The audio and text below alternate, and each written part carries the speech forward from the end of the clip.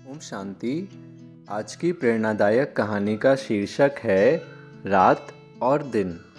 सूर्य अस्त होते ही अंधेरा होने लगा। कुछ ही समय में अंधकार छा गया और रात्रि का पहर शुरू हो गया। तब बुढ़िया ने अपनी झोपड़ी में दिया जला लिया और उसके पड़ोसियों ने भी अपने अपने दीपक और लालटेन जला लिए। पहरेदारों ने टॉर्च निकाल लिए। गांव तथा पटरी के दुकानदारों ने गैस जला दिए। शहरों में, रास्तों, घरों, दुकानों और फैक्ट्रियों में बिजली के अनेकों बल्ब तथा ट्यूब जल उठे। मतलब यह है कि सबने कुछ न कुछ रोशनी का साधन कर लिया ताकि रात्रि में कुछ कुछ कार्य व्यवहार चल सके। कुछ बत्तियां तो रात्रि के पहर में ही मनुष्यों के सो जाने पर अथवा तेल ईंधन समाप्त होने पर बुझ गईं, परंतु सूर्योदय होने पर सभी बत्तियां बुझा दी गईं। यदि दिन में किसी व्यक्ति की बत्ती भूल से जली रह भी गई तो उसके हितैषी सज्जनों ने उसे जतलाया कि भाई, आपकी बत्ती जलती रह गई है, दिन निकल आया, अब इसे बुझा दीजिए। ठीक इसी रीति इस बेहद सृष्टि चक्र में सतयुग और त्रेता युग, ब्रह्मा का दिन 2500 वर्ष में पूरा हुआ। भारतवासी देवी देवता पुण्य क्षीण होने पर वाम मार्गी बने।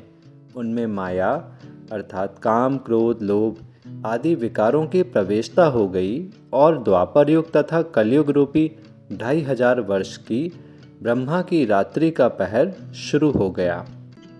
तब भारतवासी पूज्य देवता स्वयं ही पुजारी बन गए।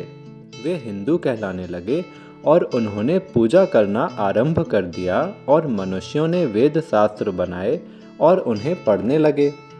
अन्य कई सन्यासी बन गए। उन्होंने गृहस्थ व्यवहार को छोड़ दिया।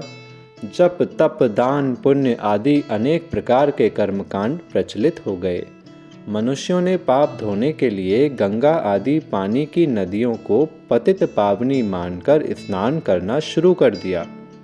कई मनुष्यों ने अन्य मनुष्यों को ही सद्गुरु माना और उनके शिष्य बन गए। मतलब यह है कि सबने कुछ न कुछ साधन अपनाए ताकि कुछ न कुछ अल्पकाल के लिए ही सही शांति और सुख की प्राप्ति होती रहे। कई तो विकारों से लिप्त होकर माया की कुंभकर्णी निंद्रा में पूरी तरह ही सो गए। अन्य कई भक्ति द्वारा कुछ प्राप्ति होती ना देख श्रद्धा खो बैठे।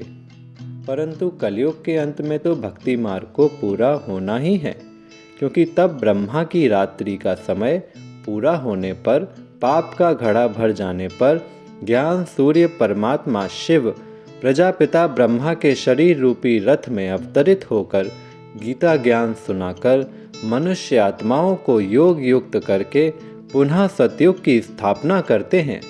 तो प्यारे भाइयों और बहनों, आप सभी को ब्रह्मा कुमारी के ईश्वरीय विश्वविद्यालय में आपके नज़दीकी सेवा केंद्र पर आमंत्रित करते हुए बहुत हर्ष हो रहा है।